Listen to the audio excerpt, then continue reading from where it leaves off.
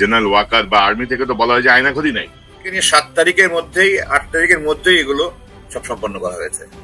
তখন কিন্তু general Hamid DG, এখন ডিজি কি স্বপ্রণোদিত হয়ে করেছে না কারো নির্দেশে করেছে, এটা আমার জানার কোনো সুযোগ নাই। দুর্ভাগ্যজনক হচ্ছে আপনি যদি দেখেন যে 5ই আগস্টের পরে যে জায়গাগুলো আমরা সেনাবাহিনীর সহযোগিতা চেয়েছিলাম, ধরেন আমি ব্যক্তিগতভাবে জেনারেল ওয়াকারকে আমি তার বিভিন্ন সূত্রে আমার সঙ্গে আমি যোগাযোগের চেষ্টা করেছি। আমি বলেছি যে আপনি যেহেতু সামহাও এই বিপ্লবের সঙ্গে যুক্ত হয়ে গেছেন, আসেন আমরা এটাকে অন করি, আমরা অপরাধীদের বিরুদ্ধে দাঁড়াই, আমরা এদের বিচার নিশ্চিত করি, আমরা ফ্যাসিস্টদের বিরুদ্ধে অবস্থান নেই এবং আমাদের পূর্ণ সহযোগিতা থাকবে। ডক্টর ইউনূসকে আমরা পূর্ণ সমর্থন সহযোগিতা করার চেষ্টা করেছি। জেনারেল ওয়াকার আমাদের সঙ্গে কোনো যোগাযোগ সামহাও করেন নাই। আমরা বারবার রিকোয়েস্ট করেছি যে আসেন আমরা কথা বলি, আমি বিপ্লবটাকে আমরা একটা স্ট্রং অবস্থায় নিয়ে যাই। কিন্তু উনি হাঁটলেন, আমরা যেটা দেখলাম উনি হাঁটলেন উল্টা পথে। আপনি যদি দেখেন যে আপনি কি আয়নাঘরে ছিলেন? আপনি আয়নাঘরে ছিলেন? আমাকে জিজ্ঞাসা করছেন? জি, আপনি তো আয়নাঘরে ছিলেন। এটা দিয়ে মানে 2908 ঘন্টা। জি, জেনারেল ওয়াকার কি স্বীকার করেন যে আপনি আয়নাঘরে ছিলেন? জেনারেল ওয়াকার বা আর্মি থেকে তো বলা হয় যে আয়নাঘরই নাই, আয়নাঘরের আলামত করা হয়েছে, আয়নাঘরের আলামত না না, আর্মি তেমন কোনো কিছু আয়নাঘরের আলামত নষ্ট করা হলো পরিদর্শনের আগে। আয়নাঘরের আলামত নষ্ট, এটা আমি খবর পেয়েছি, খবর নিয়েছি অ্যাকচুয়ালি যারা ভিতরে আছে তাদের মাধ্যমে আমি একটা শতভাগ নিশ্চিত হয়ে বলছি যে এটা আপনার এই 5 তারিখের পরবর্তী 2-3 দিনের মধ্যে এটাকে ধ্বংস করা হয়েছে। কার আদেশে করা হয়েছে জানি না, কিন্তু জেনারেল হামিদ তখন ডিজি ছিলেন, ওই অবস্থায় ধ্বংস করা হয়েছে। আমি ওখানে যে ডিউটিতে ছিল, আমার ওখানে ডিউটিতে ছিল, এমন একজনের কাছ থেকে নিশ্চিত হয়ে বলছি কথাটা, যে 5 তারিখ থেকে নিয়ে 7 তারিখের মধ্যেই 8 তারিখের মধ্যেই এগুলো সব সম্পন্ন করা হয়েছে। তখন কিন্তু জেনারেল হামিদ ডিজি, এখন ডিজি কি স্বপ্রণোদিত হয়ে করেছে না কারো নির্দেশে করেছে, এটা আমার জানার কোনো সুযোগ নাই। কিন্তু পরবর্তী যে ডিজি এসছে 12 অগস্ট এসেছিল জেনারেল ফয়েজ, যিনি এখন পরবর্তীতে আপনার প্রমোশন হয়ে লেফটেন্যান্ট জেনারেল হয়ে কোয়ার্টার মাস্টার জেনারেল আছে। আমি ওনার সাথে কথা বলেছি, উনি আমাকে বলেছেন যে না স্যার আমি গিয়ে এই অবস্থা পেয়েছি এবং আমি নিশ্চিত হয়েছি অন্য সোর্স থেকে। ওখানে ডিউটিতে ছিল অন 5th, 6th, 7th, যে এটা ওই 2-3 দিনের মধ্যেই শেষ হয়েছে, নষ্ট করা হয়েছে। তবে নষ্ট করার চেষ্টা করলে তো পারিনি। আপনি দেখেছেন আমরা যখন নিয়েছি, আমরা সব আমি বলেছি যে এখানে দেয়াল যে ভেঙে দিয়েছে দেখা যাচ্ছে, ভেন্টিলেটর ছিল না, ভেন্টিলেটর বানানো হয়েছে, লোহার গ্রিলের দরজা ভরিয়ে কাঠের দরজা বানিয়েছে, ছোট কামরা ভেঙে বড় কামরা করেছে, এগুলি তো আলামত স্পষ্ট দেখা গেছে। এখন আমার কাছে এগুলি ভিডিও স্টিল ছবি আছে। তো তারা চেষ্টা করেছে, পারেনি, কিন্তু ওই চেষ্টা করাটা আমি মনে করি এটা অত্যন্ত অন্যায় করেছে। আলামত ধ্বংস করা তো অপরাধের সাথে সামিল হওয়া। জি, তো এখন ধরেন এই জাতীয় অপরাধ করেছি, এটাকে থাকার মানে এই জাতীয় অপরাধীদেরকে আপনি সেনাবাহিনীর ভেতর থেকে সরানোর ব্যাপারে জেনারেল ওয়াকার কি আপনি তৎপর মনে করেন? যে মানে সেনাবাহিনীর যে সম্মান যতটুকু নষ্ট হলো, আমরা আমাদের সেনাবাহিনীকে আমাদের দেশপ্রেমিক সেনাবাহিনী হিসেবে মানুষের যে শ্রদ্ধা জায়গা ছিল, সেই জায়গাটা নেওয়ার জন্য জেনারেল ওয়াকার কি সচেষ্ট তৎপর? উনি কি বুঝতে পারছেন বিষয়টা?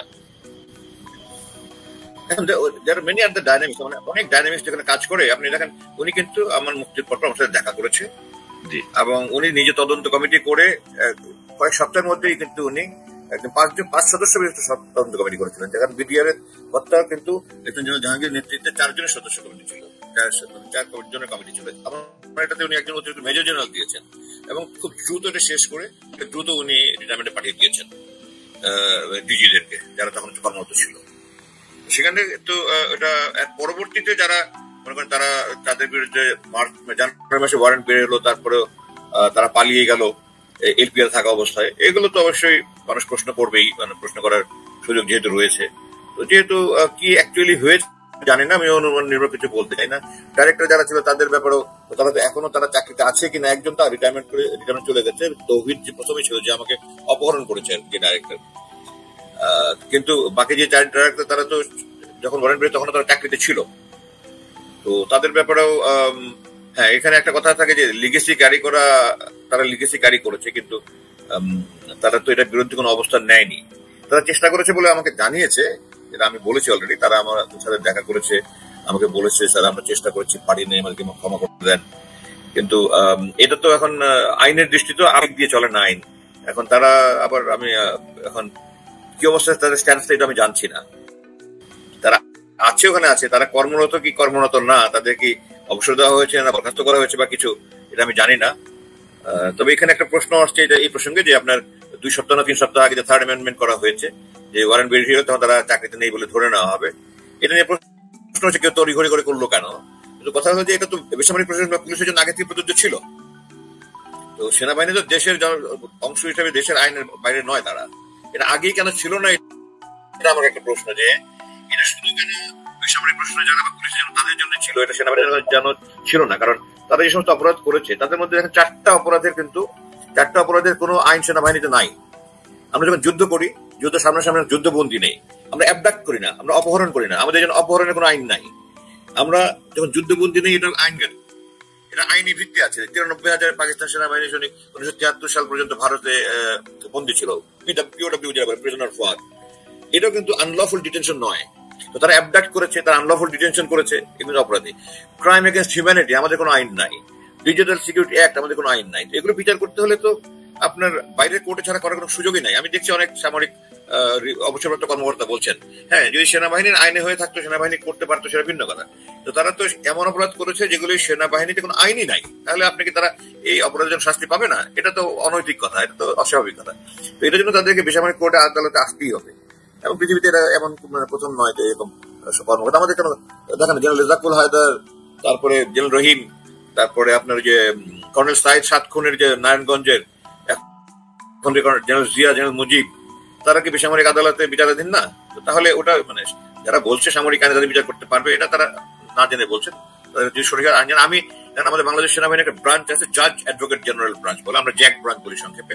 এবং ওটা প্রধান একজন ব্রিগেডিয়ার জেনারেল হয়, ল পাস করে তারা আর্মিতে ঢুকে এবং তারা অফিসার হিসেবে আমাদের আইনগত বিষয়ের মতো পরামর্শ দেয়। আমি 2 জন সাবেক ওই জ্যাক ব্রাঞ্চের হেডের সাথে কথা বলেছি, 2 জনই আমাকে নিশ্চিত করেছে স্যার এই 4টার একটা আইনও আমাদের বিচার করার মতো নাই। তো তাহলে এরা কি আইন নাই দেখে তারা কি মাফ পেয়ে যাবে? এটা তো হতে পারে না। Injustice anywhere is to justice everywhere. তো এটা তো তাদেরকে শাস্তি পেতেই হবে। কে কতটুকু অপরাধ করেছে এটা তো সাক্ষ্য প্রমাণিত হবে আদালতে। হারামজাদা পশ্চিম পাকিস্তান আর নাই। আপনার কি মনে হয় জামাত শিবির পাকিস্তানি এই শব্দগুলো, এই ন্যারেটিভ গুলো কেন বাঁচায় রাখছে? জাস্টিফাই করতে হবে না? ভারতীয় ন্যাশনাল সিকিউরিটি গার্ড বাংলাদেশে ঢুকে আমার মা বোনদেরকে ধর্ষণ করবে, ধর্ষণের পরে এর দায়ভার যাবে জামাত শিবিরের উপরে, এর দায়ভার যাবে আইএসআই এর উপরে। আপনার কি মনে হয় কথায় কথায় বিএনপি এখন রাজাকার বলে, আওয়ামী লীগ রাজাকার বলছে, বামপন্থীরা রাজাকার বলে, আসিফ নজরুল রাজাকার বলে, খালেদ মহিউদ্দিন রাজাকার বলে? বিশ্বাস হয় না? আসিফ নজরুল জামাত শিবির নিয়ে কি বলছে শুনেন। দেখেন, আমি শিবিরের প্রসঙ্গে একটা কথা বলি। আজকে আমরা শিবিরের কোনো তাণ্ডব দেখছি না। বাংলাদেশে এই রক কাটা রাজনীতি, হত্যা রাজনীতির পিছনে শিবিরের একটা বিরাট ভূমিকা আছে। আজকে তারা ডিফেন্সিভ পজিশন আছে দেখে হয়তো তারা ওরকম রক্তের হোলি খেলা মেতে উঠছে না, কিন্তু তাদের যখন সময় থাকে, সুযোগ থাকে, তারা কত নৃশংস হতে পারে এটা আমরা রাজশাহী বিশ্ববিদ্যালয়, চিটাগাং বিশ্ববিদ্যালয় দেখেছি, বেশি করে রাজশাহী চিটাগাং দেখেছি। সুন্দর না আসিফ নজরুল? কত মহব্বতের সুরে সুন্দর করে আপনাদেরকে বোঝাচ্ছে। জামাত শিবির রক কাটার কথা বলছে আপনাদেরকে। দর্শক শ্রোতা, আমি কি জামাতকে ডিফেন্ড করব? শিবিরকে আমার দরকার আছে?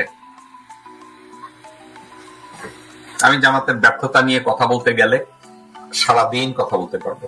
এখন বলি আপনাদেরকে, আসিফ নজরুল বলছে না যে জামাতের রক কাটার ইতিহাস? আসিফ নজরুল কি এত সুন্দরভাবে কোনদিন বলেছে হাসিনার নির্দেশে লগি বৈঠা দিয়ে জনগণকে নৃশংসভাবে কি করে খুন করেছে?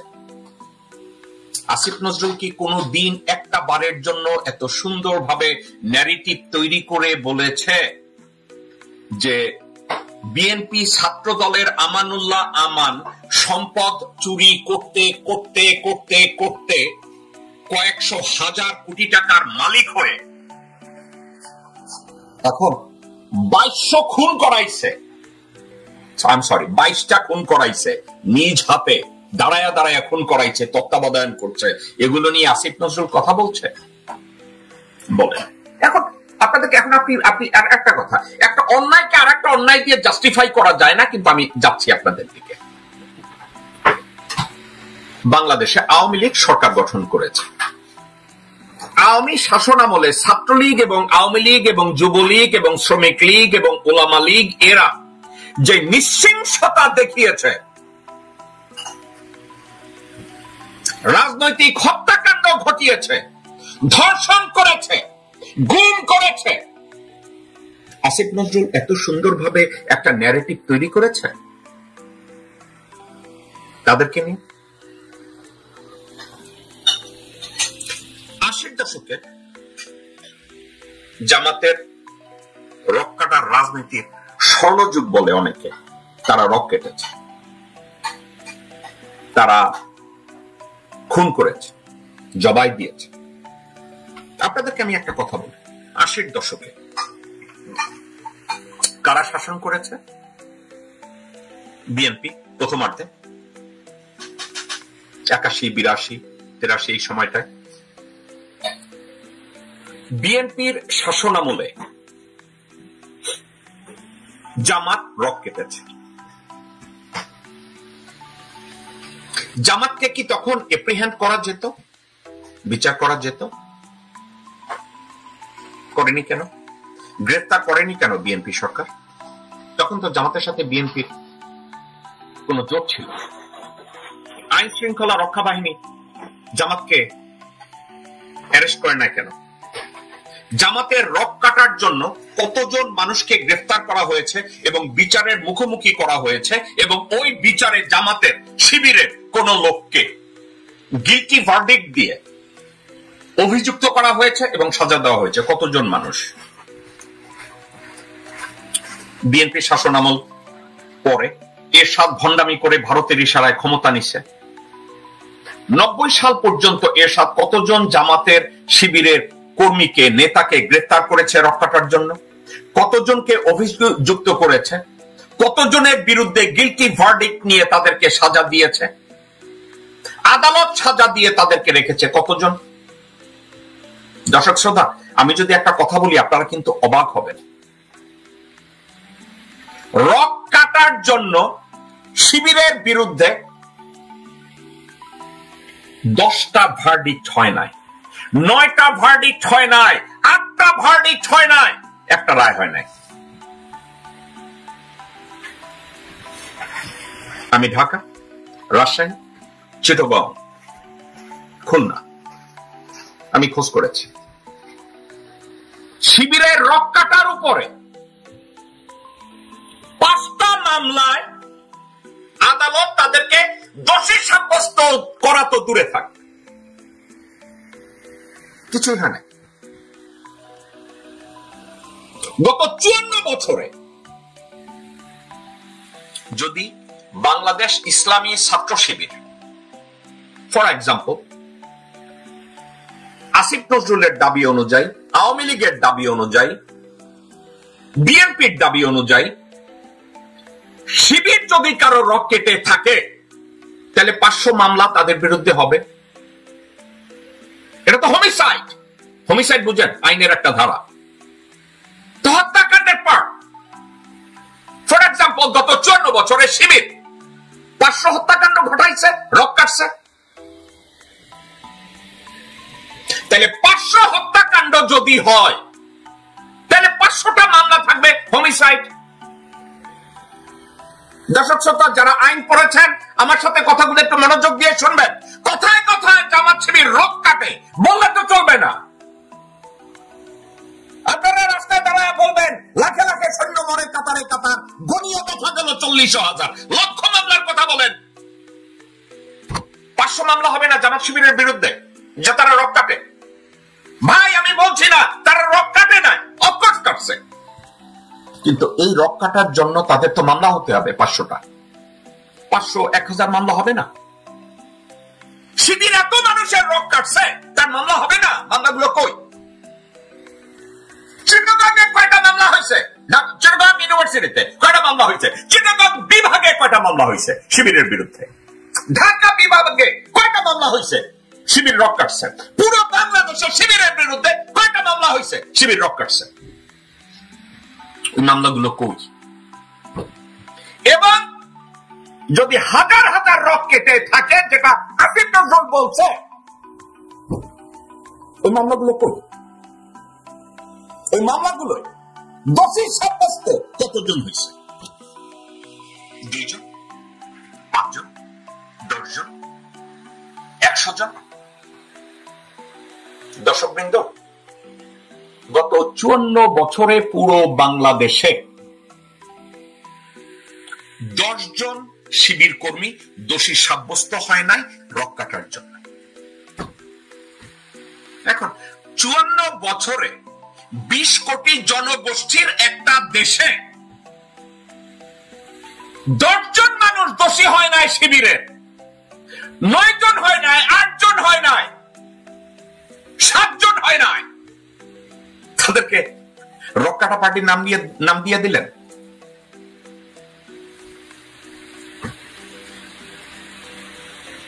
মোহাম্মদ সাদাত, আপনাকে কেউ কি ভাই এখানে বেঁধে রেখেছে আমার ঘেউ ঘেউ শোনার জন্য? আপনার ভালো অন্য কোনো কাজ আছে ভাই? ওখানে চলে যান। এখানে বসে আছেন কেন? কেন বসে আছেন? এখানে যারা বসে আছে তারা আমার ঘেউ ঘেউ শোনার জন্য আছে। মোহাম্মদ সাদাত, আপনারা যারা আমার কথাবার্তা পছন্দ করছেন না, বেরিয়ে যান ভাই। আমি আপনাদেরকে ব্যান করতে চাই না, আমি আপনাদেরকে গালিয়ে দিতে চাই না। আপনাদের এখানে থাকার দরকার নাই, আপনাদের জরুরি কোনো কাজ আছে, ওগুলো করেন। ওকে, তো তাহলে পুরো বাংলাদেশে 20 কোটি জনগোষ্ঠীর একটা দেশে জামাত শিবির রক কাটে, তার 100 মামলা নাই, 100টা লোক দোষী সাব্যস্ত হয় না, 100টা লোককে মৃত্যুদণ্ড দেয় নাই, 100টা লোককে যাবজ্জীবন কারাদণ্ড দেয় নাই, 100টা লোককে হাজতে পাঠায় না। অথচ আপনি বলছেন জামাত শিবির রক কাটে। আবার একটা কথা, জামাত শিবির কখনো বাংলাদেশ রুলও করে। তাহলে 54 বছরে জামাত যদি কোনোদিন ইনকামবেন্ট না হয়, ক্ষমতাসীন সরকারি দল না হয়, তাইলে জামাত কি করে রক কাটার পরে, মানুষ খুন করার পরে একটা মামলা হবে না? এটা কেন কি করে হয়? যদি জামাত রক কাটা পার্টি হয় তাইলে এর জন্য দায়ী আওয়ামী লীগ, কারণ আওয়ামী লীগের সাথে একসময় তারা রাজনীতি করছে। জামাত যদি রক কাটে তাইলে এর জন্য দায়ী হয়েছে জাতীয় পার্টি, কারণ জাতীয় পার্টি তো তাদের বিরুদ্ধে 80-র দশকটাকে বলা হয় রক কাটার যুগ। কই জাতীয় পার্টি কেন তাদেরকে অ্যারেস্ট করে নাই? জামাত এবং শিবির এরা যদি খারাপ হয় তাহলে দোষ বিএনপি। জুলাই জাতীয় সনদ বাস্তবায়নের ব্যাপারে একটা আদেশের খসড়া প্রকাশ করা হয়েছে এবং সেটা নিয়ে বিভিন্ন রাজনৈতিক দল ইতিমধ্যে প্রতিক্রিয়া দিয়েছে। পার্টিকুলারলি দু একটা বিষয় নিয়ে এখনো রাজনৈতিক দলগুলোর ভিতরে ভিন্ন মত আছে। একটা হচ্ছে যে এই গণভোট যেটা হবে জুলাই সনদের উপরে, এটা আসলে কখন হবে? এটা কি আলাদা করে আগেই হয়ে যাওয়া উচিত জাতীয় নির্বাচনের আগে, না এটা জাতীয় নির্বাচনের দিন হওয়া উচিত? এ বিষয়ে আমরা বেশ কয়েকবার কথা বলেছি। প্রথম কথা হচ্ছে দুই দিকেই শক্তিশালী যুক্তি আছে এবং দুই দিকের যুক্তি যথেষ্ট যৌক্তিক, এবং দিন শেষে এটা রাজনৈতিক দলগুলোর সাথে ঐকমত্যের ভিত্তিতে অন্তর্বর্তীকালীন সরকারকে একটা সিদ্ধান্ত দিতে হবে। প্রথম কথা হচ্ছে যে নির্বাচন কমিশনের সক্ষমতা হচ্ছে এখানে সবচেয়ে বড় গুরুত্বপূর্ণ উপকরণ। যে আজকে এখন অক্টোবর মাস প্রায় শেষ দিকে হচ্ছে, ধারণা করছে ডিসেম্বরের প্রথম দিকে হয়তো তফসিল ঘোষণা করবে, ফেব্রুয়ারির প্রথম সপ্তাহে হয়তো নির্বাচন হবে।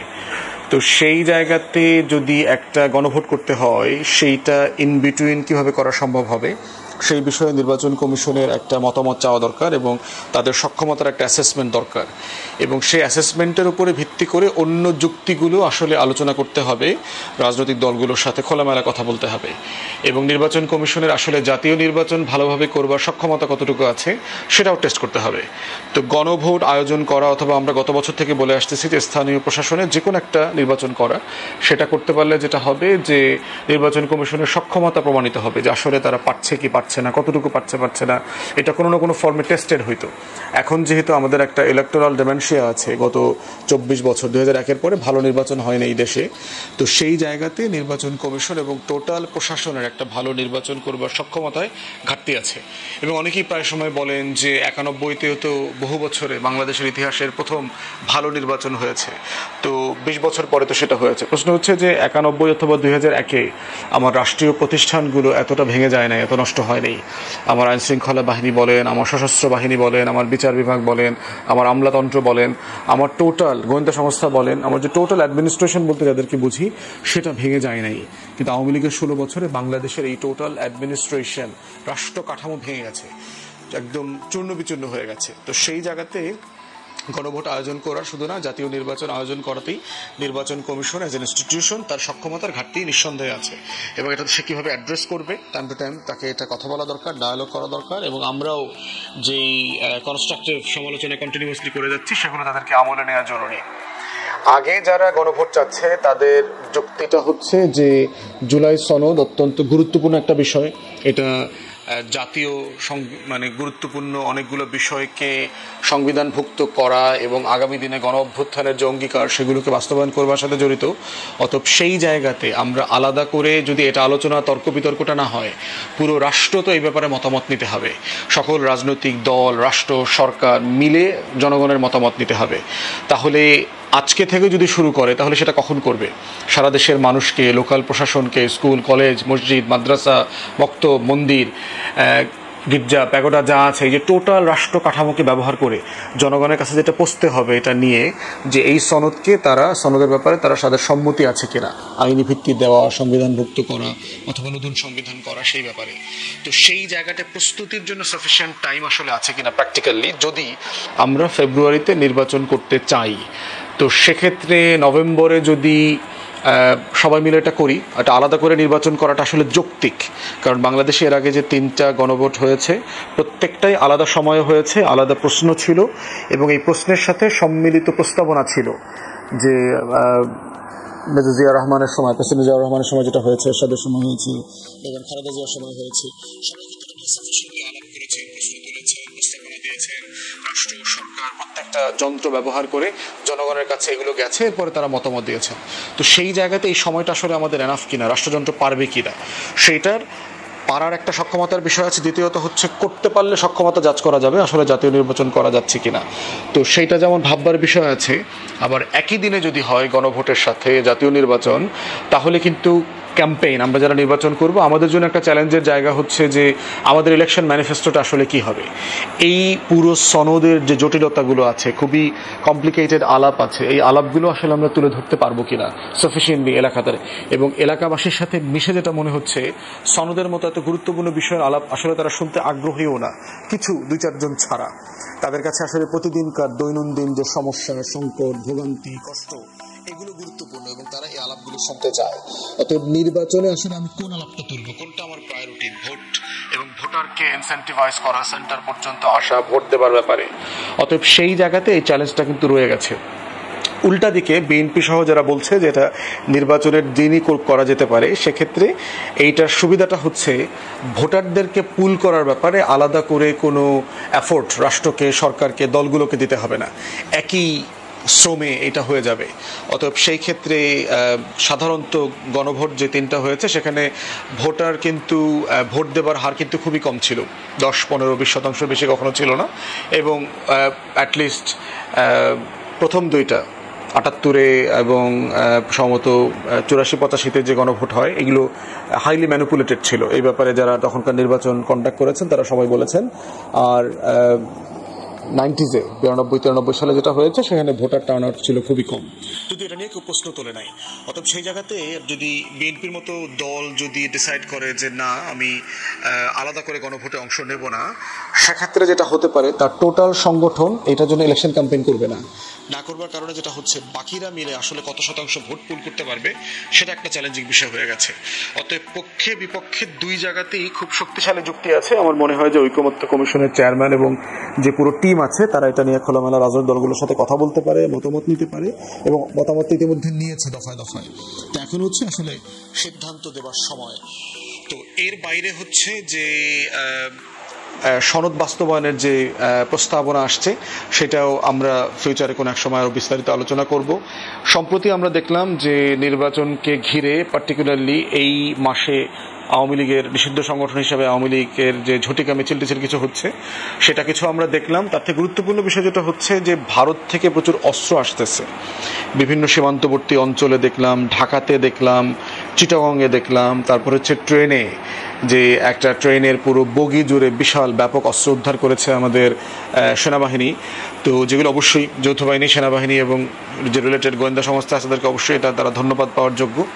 বাট ইকুয়ালি এটা কনসার্নিং যে এইরকম একটা সময় এই পরিমাণ অবৈধ অস্ত্র আসতেছে এবং আমরা বিভিন্ন জায়গায় দেখতে পাচ্ছি যে আওয়ামী লীগের যারা দাগি আসামি, গুন্ডা, সন্ত্রাসী হিসেবে পরিচিত সেই মানুষগুলো বিভিন্ন মহল্লাতে ঢুকেছে। যেমন আমার বরিশালের কথা আমি শুনলাম বিভিন্ন জায়গাতে যে আওয়ামী লীগের সন্ত্রাসীরা, গুন্ডারা আপনার এলাকা ছাড়া চলে গিয়েছিল, শহরে ছিল না, তারা গত সপ্তাহখানেকের ভিতরে এলাকাতে ফিরে আসছে। তো এদিক থেকে অস্ত্র আসতেছে।